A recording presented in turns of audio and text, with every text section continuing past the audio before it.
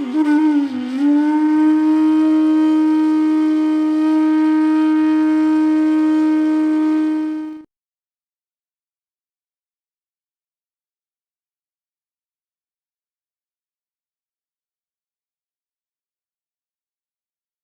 એક નાની લીલાની વાત.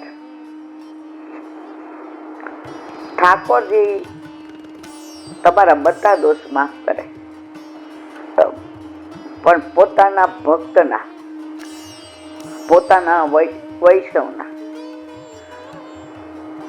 પોતાના અંગતના દોષ ક્યારેય માફ કરતા નથી.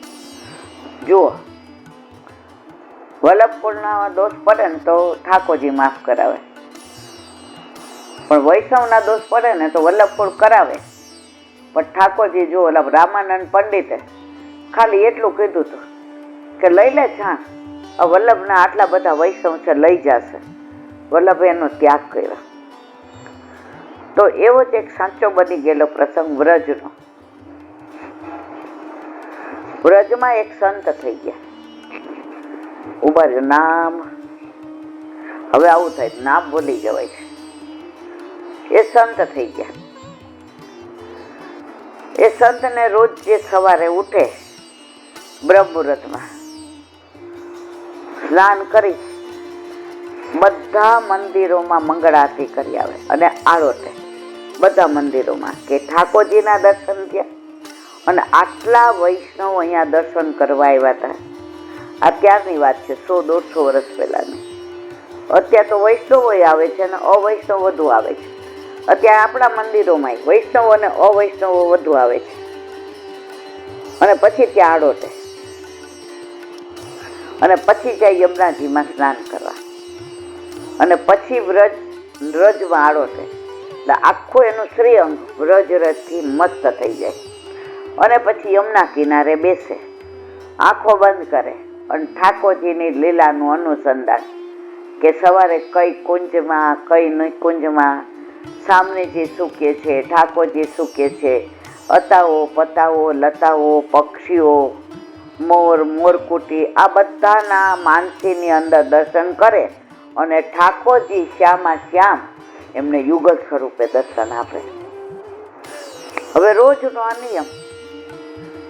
પછી બપોરે તડકો આવે, ગમે એટલા ઢાઈક આવે, એનું ધ્યાન શેમાંય હોય નહીં. એનું ધ્યાન એની લીલામાં જ હોય. કારણ કે એ પહોંચી ગયા હતા ત્યાં સુધી.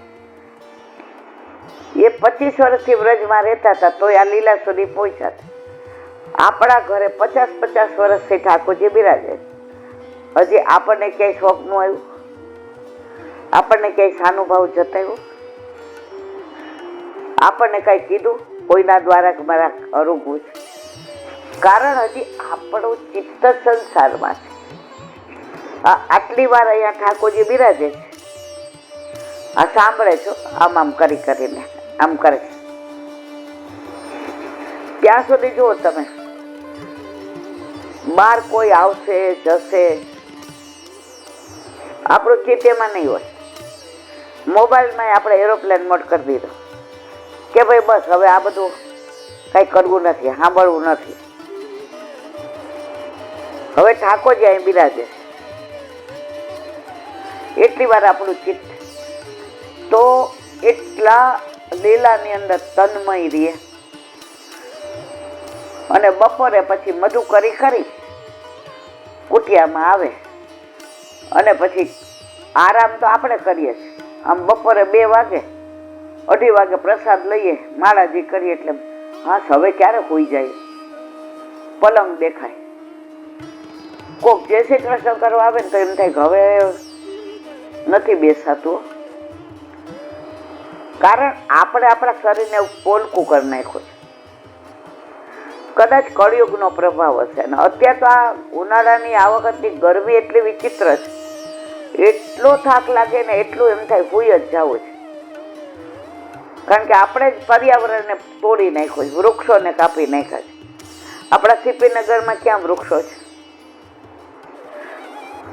જો તમે રોજ બધાય 2-2 વૃક્ષ વાવો, આપણે નહીં તો આપણા છોકરાઓને કામ આવશે. પણ ઘણા તો આપણે વાવ્યા હોય તો કાપી નાખે છે. એટલે આ કળિયુગનો પ્રભાવ છે. હવે તમે કાલે જ કહેતા હતા કે આપણે અહીંયા 2 વૃક્ષ મોટા વાવીએ કે આ પેલા બધા જાતા આવતા બેંકવાળા બધા બિચારા બેસે. હવે ઘણા ઉંમરવાળા હોય, તડકો હોય, રાહ જોતા હોય, તો તમે કાલે જ મને લાગે કીધું ને કાકા 2 લીમડા મોટા વાવી દે.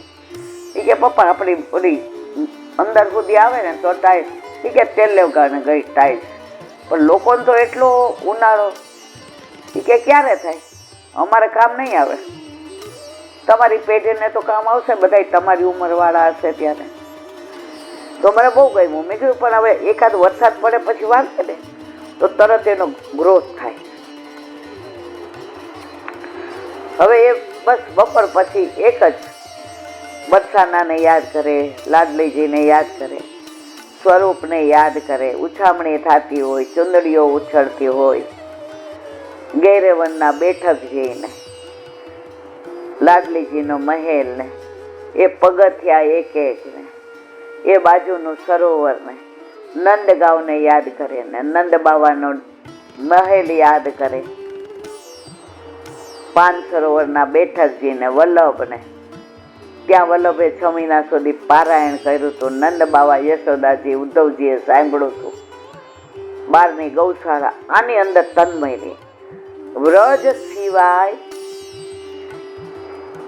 વ્રજ વિહારી સિવાય, વ્રજવાસી સિવાય, વ્રજ લલના સિવાય, વ્રજ ગોપાંગના સિવાય, વ્રજ સખાઓ સિવાય, વ્રજ સખીઓ સિવાય, વ્રજ કુંજ સિવાય, વ્રજ નિકંજ સિવાય, વ્રજ સરોવર સિવાય એને બીજું કાંઈ યાદ ના આવે. અને આપણને એના સિવાય જ બધું યાદ આવે. જ્યારે આપણને એ અનુસંધાન થઈ જશે ને પછી આપણે બધા વાતો ભલે લૌકિક કરતા હશો પણ આપણું ચિત્ત તો ઠાકોરજીમાં જશે. અત્યારે આપણે યમુનાજીના પદ ગાઈએ, પનઘટના ગાઈએ. અત્યારે બધા ભલે ધોળ પણ જે હાવ નથી કરતા એના કરતા તો આખો દિવસ યમુનાજીને કુંજને નિકુંજને વમળોને તરંગોને એના કિનારે પુષ્પોને એના કિનારે એમાંથી કમળ ને કુમુદિની ને પક્ષીઓ ને આના અંદર તન્મય હોય.